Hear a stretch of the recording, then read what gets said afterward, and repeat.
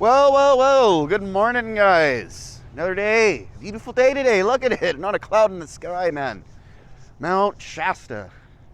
That's Mount Shasta, guys. Oh, this is a nice one for me today. I always wanted to see Mount Shasta, so finally see it, guys. It's one of the big volcanoes of the Cascades. 14,000 plus feet, Mount Shasta. Stuff of legends, Mount Shasta, frankly. Lots of mythological stuff with the native cultures, even modern people, like modern history, European culture. Same thing.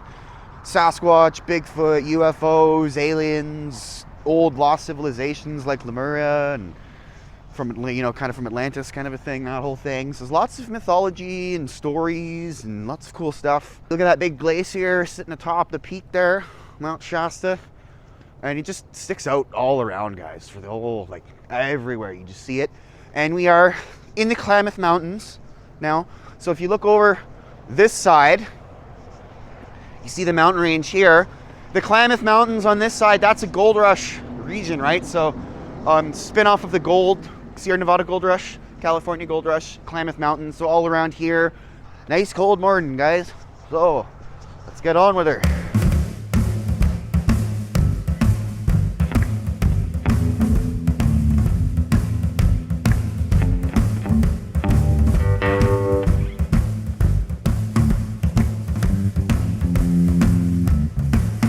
Alrighty, guys, so we're on the road. California. Welcome to California, guys. Klamath Mountains.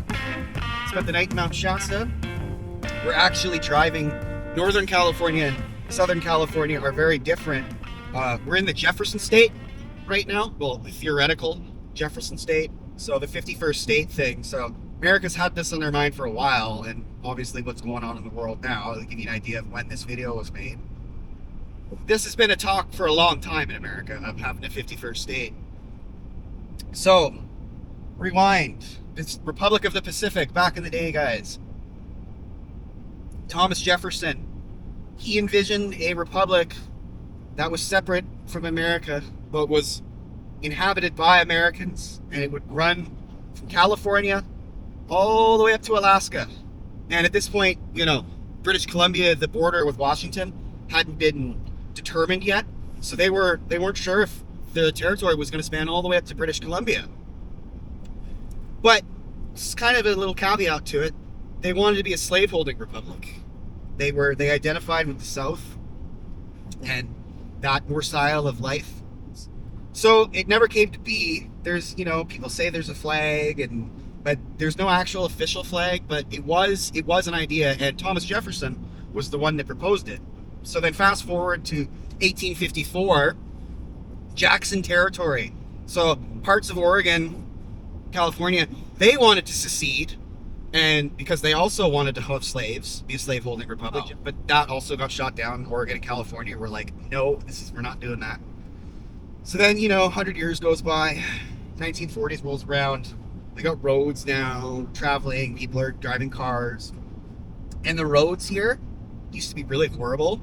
And so in Oregon, you've got Salem, which is the capital, and then in California, you've got Sacramento. And so the towns like Wairika, Mount Shasta, where we just were, Grants Pass, a whole bunch of places all through here, Eureka on the coast, Crescent City, they all had really bad roads. And so they decided that they would secede from California and Oregon, respectively. Southern Oregon and Northern California, they'd both secede from their respective states. And they'd form the new state called the State of Jefferson, the 51st state.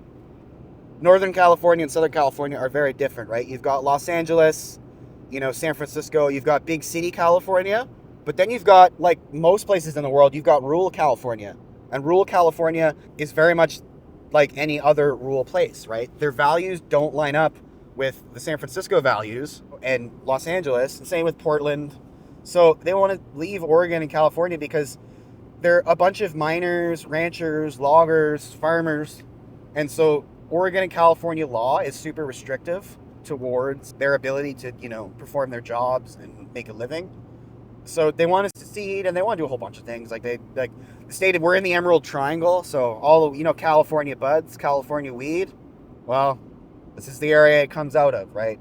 The Emerald Triangle, they call it. So State of Jefferson has a huge weed export business going on. Lots of weed is grown and sold here. And it's been going on for, on and off. There was this Stan Statham, I think. He was in the American government, and he wanted California to secede. But for that to happen, Oregon and California would both have to agree to it, as well as the federal government, and then they'd have to sign it off. And then the state of Jefferson the borders would have to be made. You might see little signs. They're pretty faded now. The movement's kind of died out. I don't know if it hasn't, I don't know. Somebody would say something. I don't know. I'm not from here. So there are signs and stuff. You'll see like State of Jefferson or like Jefferson Plumbing, and that's alluding to the state of Jefferson, because the people in this region, they want to form the 51st state, and they want to call it the state of Jefferson. So it would be Washington, Oregon, Jefferson, California. But like I said, the likelihood that would ever happen, not very likely. So we're just on the road. We're driving through the state of Jefferson, or the proposed state of Jefferson, otherwise known as Northern California, on the I-5, beautiful sunny day, and we're heading towards the Shasta Dam, beside the volcano that is Mount Shasta. So that's a volcano, guys. One of the big volcanoes at the very bottom of the Cascade Volcanic Arc. Got all that snow up there too, eh? So we're gonna go to the Shasta Dam and learn all about the Shasta Dam. Concrete arch gravity dam. Built in 1938, guys. Water reservoir, flood control, and power generation. This is all California's clean water, guys. All those glaciers up in the mountains melting. Lots of gold mines that have been lost here. This is all flooded, right? The dam flooded all of this. But we're gonna go to the visitor center and see what we can find. Shasta Lake. Shasta Dam created this lake. Okay guys, so here we are, Shasta Dam. So this is the visitor center. So that's Shasta Dam, 8th highest, going to the powerhouse. And then they got the spillway there. It's a nice arch too. Then they got the gantry for pulling the gates. Open those gates up and then everything come down off the spillway. So this is the overlook. So Shasta Lake, guys. So all of these glaciers here in the mountains, so the Trinity, Klamath Mountains, all the ice and snow will melt, forming all these lakes, providing a lot of fresh water, which they can use for power and drinking water. This is gold was discovered over here, Shasta. A lot of the gold will be lost because they're underwater, right? Under hundreds of feet of water. All along here. Mining claims, gold mines, hard rock mining claims, placer mining claims, searching for gold. But when they built this dam, it caused everything to flood, which made them lost. So I'd imagine there's a lot of lost gold that is now unrecoverable and will never be recovered, just simply because it's under so much water. But multifaceted show here. We're gonna walk the dam now. Take a nice little walk, go across the dam, and just look a little bit more at what we can see.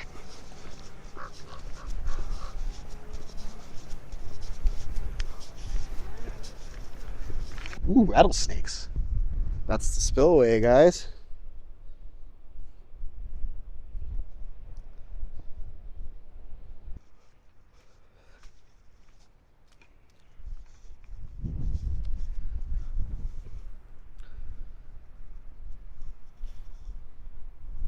Right out in the center there, you can see the gates, the rigging, the pulleys and the cables.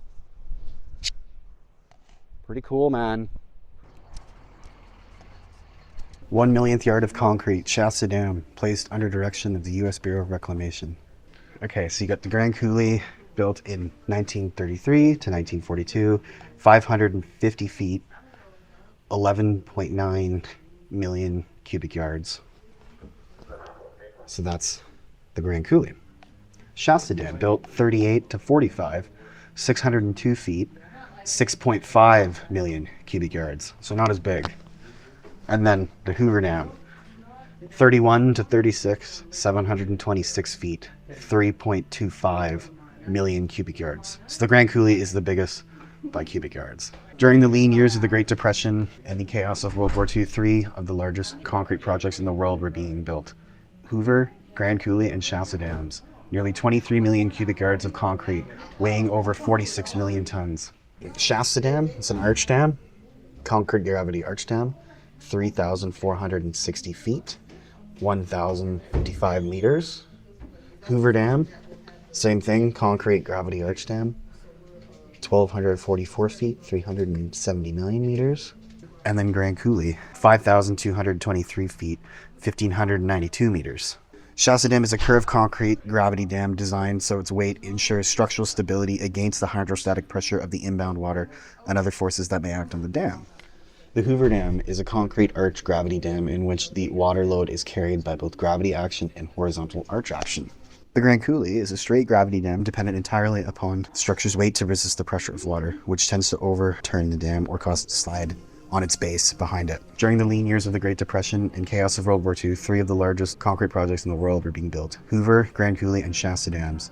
Nearly 23 million cubic yards of concrete weighing over 46 million tons was placed in these massive structures. That's enough concrete to build a sidewalk that would wrap 3.5 times around the world. These amazing engineering projects were built during a time when people desperately needed jobs. These massive structures continue to provide many benefits today. 53 reclamation-owned hydroelectric plants in the western U.S. produce 40 billion kilowatt hours. Shasta Dam's temperature control device is a 9,000-ton steel intake structure that allows operators to withdraw water from a variety of depths, thus affecting the temperature of the Sacremento River below the dam. Built in 1997, this retrofit to Shasta Dam was in response to some of the alarmingly low Chinook salmon numbers so low that the winter run was listed as endangered. Water releases from the dam at certain times of the year were too warm for spawning. The immediate answer was to shut down the power plant during those critical times and use the lowest spillway valves for the plant water releases. This deeper lake water meant the needs of the fish, but not the needs of the power customers. The plan was to completely enclose the single existing gate intake structure with a new multi-gate intake unit that would allow access to the deeper and colder water for releases through the power plant. This was achieved with over 20,000 hours of deep water saturation dives. Whew! Wow. At a cost of $80 billion, because the operators would not have access to the colder water. They could maximize both power and water deliveries without adversely affecting fisheries downstream. The cost was quickly recouped with the sale of additional power. Deep water saturation diving. That's really cool, actually. They put them in saturation diving. It's where you live under pressure for a month. It's not nearly as dangerous as everybody says it is. There's a lot of misinformation on it. But yeah, saturation diving, really cool, guys. It's basically just like commercial diving, but so you saturate your tissues so that you don't have to do decompression. So you live in a pressurized air environment as if it was being underwater. And then that's how you have to prevent doing multiple decompressions. And then once your shift is up, they take you out of the chamber, put more guys in, and do a rotation, right? But that's saturation diving. So this is the gates, guys. You can see, ooh, nice. Okay, so they got all the valves, intakes, right? So they can take water from various different depths to mediate the temperature. You can see penstocks that go into the powerhouse that drives the turbine. So it does flood control, water reservoir, and power generation. Veterans.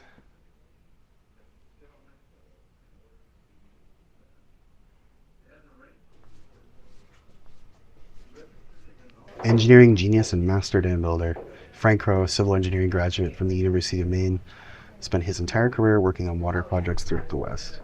He was involved in some of the biggest construction projects, including Arrow Dam, Jackson Lake Dam, Hoover Dam.